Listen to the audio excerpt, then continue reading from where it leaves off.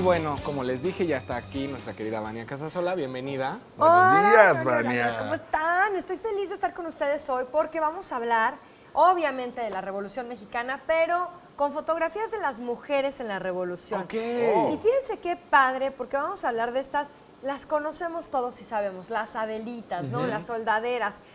Pues son las mujeres que acompañaban a la bola, como le decían, ¿no? Y que iban con sus Juanes. Y ahí estaban en la ayuda de, pues, la cocinada, el cuidado.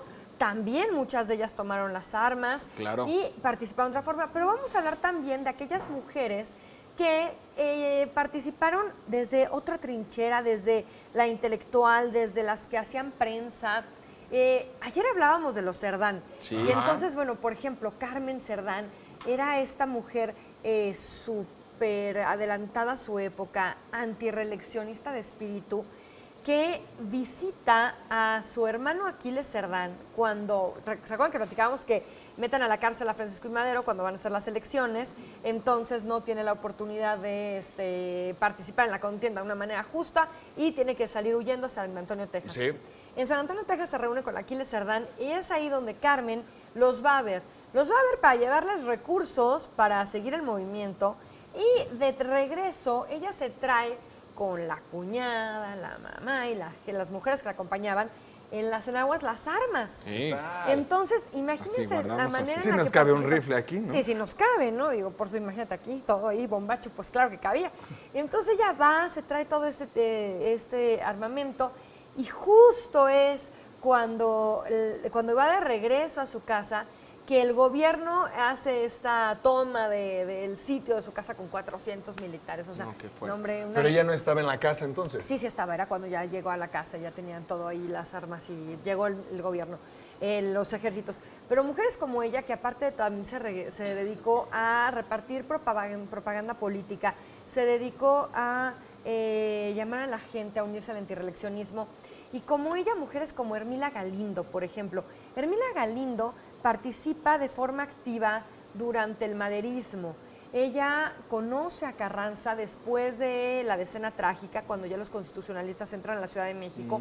Y entonces Hermila Galindo lo que hace es ayudar a Carranza como secretaria particular.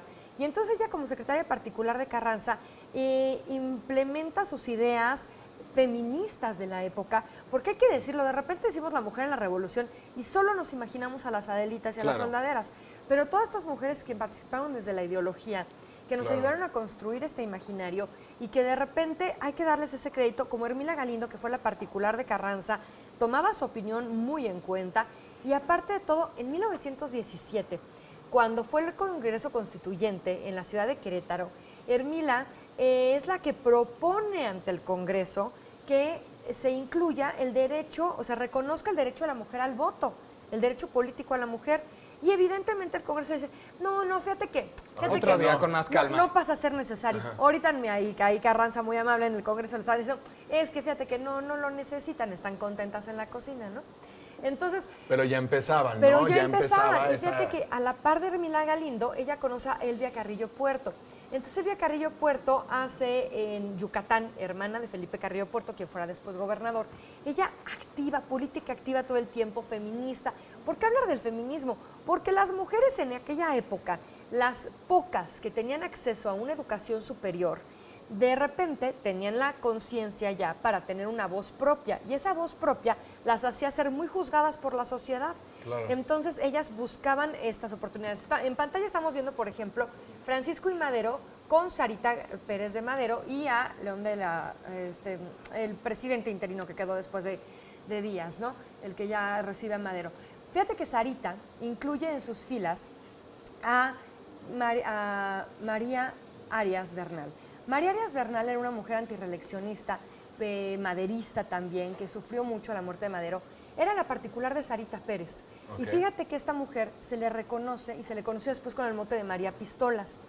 María Arias Bernal era esta persona que defendió la tumba de Madero, porque después de la escena trágica y con la dictadura que había de Huerta, pues iban a vandalizar todo, ¿no? Entonces ella, con un club de mujeres luchadoras, hacía mítines en la tumba de Madero para que entonces se defendiera este lugar. Cuando Obregón llega a la ciudad, igual, después en el 14, dice, oye, qué intacta está la tumba de Madero, ¿quién la defendió? Y todos dijeron María Arias. Entonces Obregón es cuando saca su pistola, se le entrega a María y le dice, pues, en pocas palabras, así como... ¿Yo te bautizo? No, le dice, pues, ¿sabes qué? El único hombre de la Ciudad de México, digamos, pues eres tú. Entonces, no se lo dijo así, pero lo que quiso decir es, de toda la gente que está en la Ciudad de México y todos Que los tenía el hombres valor, ¿no? que estaban aquí para defender la situación y prefirieron su comodidad, hubo una mujer que encabezó todo este movimiento para defender su ideal y ten mi pistola porque la tienes que portar tú.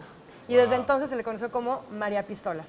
¿Qué tal? Entonces, ¿qué tal? Y por ejemplo, estamos viendo aquí en pantalla escenas todavía del Porfiriato un Díaz, poco. sí. Y esa fotografía, mira, me encanta, habla del año del hambre en la Ciudad de México, 1915, porque justamente cuando se estaban peleando ya las tropas revolucionarias con los constitucionalistas, pues entonces había mucha escasez de comidas en México. Año del hambre, eso Año suena del hambre. muy interesante. Suena Ese muy es para interesante. otro Tema completo. como Ese es para otro otra tema, visita, por Vania. supuesto. En verdad Claro. que está muy, muy interesante y el poder ver estas imágenes, el conocer nuevos Claro. personajes que enriquecen nuestra historia y nuestra visión de la revolución. Muchísimas gracias por No, pues acompañarnos. muchas gracias a gracias. ustedes. Y pues mira, aquí tenemos ya la rendición de los zapatistas. Están ahí entre el licenciamiento de sus armas. Qué el que padre. está agachado hoy es Eufemio, el hermano mayor de Zapata. Y ahí están, en Xochimilco, atrincherados. ¿Qué tal? Entonces, No, mira, está todo lo que ha increíble. pasado en México en la revolución. Y esa foto maravillosa, Villa en la silla presidencial, al lado de Zapata y Tomás Urbina de ladito. De esa hay una reproducción en cera en el Museo del Monumento a la Revolución. Claro, es Está que increíble. es icónica y esa es la Convención de Aguascalientes. Oye, ¿y por qué no invitas también a la gente a que visite el archivo Casasola? Pues yo los Aprovechando invito, que yo invito a tienen toda todo ese la material. gente que invite, que se meta a la página casasolamexico.com,